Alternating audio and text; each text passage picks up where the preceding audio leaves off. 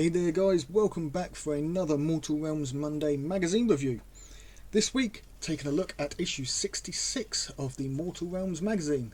And with this, we get our second Dominion of Sigmar statue. Now obviously last time, I painted this guy up in a marble effect. I'm not entirely sure what I will be doing with this one at the time of recording this video. But do check the link up in the card there. Obviously that will be for what I've ended up doing. Now, as I mentioned last week, this will either be him done in a jade effect. Otherwise, if I decide to keep him in theme with the other one, then this will be the focus of today's video. So how to do fire and the brazier. But yeah, check that link and you'll see what I ended up going with. So obviously we got the Dominion of Sigmar statue. We discovered the Nighthaunt black coaches, and that really takes the mick because they're gonna list it, but we don't even get it in the collection. We get the, can't remember what it's called now, but we get the other thing when it can't even be used with a Nighthaunt army. It's actually part of the, I think it's Nagash's army or something like that. But yeah, it can't even be used in the collection that we're collecting. This would have been much better. Never mind. And then we can learn the tactics of piling in. So, the Nighthaunt black coach. I so wish we would have got one of these. I think it's a better, not so much a better looking model. I think they are both as equally impressive. I just think that in terms of usefulness, the black coach would have been better. Yes, it would have been split over 2 issues, not 3, as the other one that we're getting is going to be.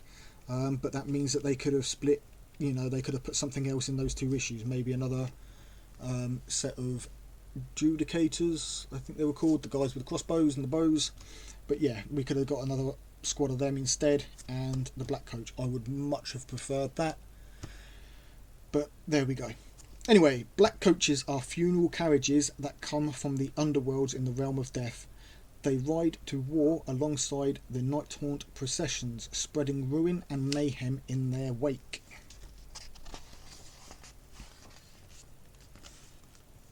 So we've got black coaches of legend and creatures of chaos. The wilds of the mortal realms teem with chaos-tainted creatures, great and small. Twisted, violent, and filled with fury, these creatures of chaos are constant danger to unwary travellers. Such monsters cannot be tamed, but they are known to join the beasts of chaos in their destructive stampedes. So we've got cockatrices or cockatrices, big bird, eagle, ugly thingies, and chimeras. Now, I do like chimeras. Fusion of deadly creatures forged into a single monstrous whole by the warping power of chaos. We've also got razor gores, gargants, and jabberslaves. I like that one. But yeah, these are things. Then we've got chaos warhounds and chaos spawn as well. So, celestial warbringers. There is no greater joy for the celestial warbringers than to righteously smite a worthy foe. Every warrior of this storm host is drawn from a single tribe, offering them unity matched by few other forces.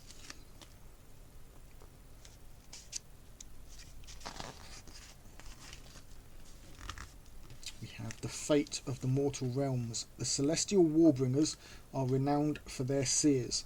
They scry the stars to gain visions of the future, foreseeing the most dangerous threats to the mortal realms. By knowing where their enemies will strike, the celestial warbringers can end threats before they can spiral out of control. Still, the dangers encountered in the mortal realms are endless, and apocalypse could come at the hands of a number of powerful evils. Then for our how to build, obviously we've got the Sigmar statue.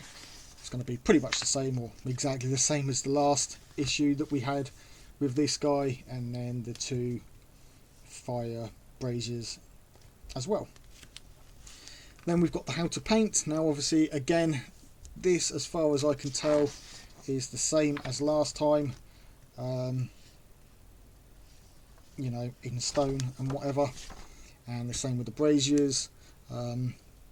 So yeah, if I've decided to do the braziers, then it's going to be pretty much along this line, but obviously it's something to do. Otherwise, if I can do the jade, then I will have done him. Alternate colour schemes. Now that looks impressive. I like that. So we've got black stone with lava cracks. That's pretty impressive. Personally, I think it could do with some more highlights in some of the other areas, make it look a little bit brighter. But yeah, I do like the look of that. That is definitely cool. So there you go. Even they've had to do a variation on it. I do like that. But black and red are my favourite colours anyway. So yeah. But yeah, check out the link for that. And while you're looking at that link, if you're enjoying the video, hit that thumbs up button, and if you'd like to subscribe, hit that subscribe button. But we've now got a tutorial. So tactics tutorial, piling in. You now have all the core rules you need to play a game of Warhammer Age of Sigmar Old Edition. They've just released the 3rd edition, and so technically these rules are now redundant. However, if you're playing along to this, then you're going to be using these rules anyway, and you can get all of the new rules for 3rd edition off of the Games Workshop.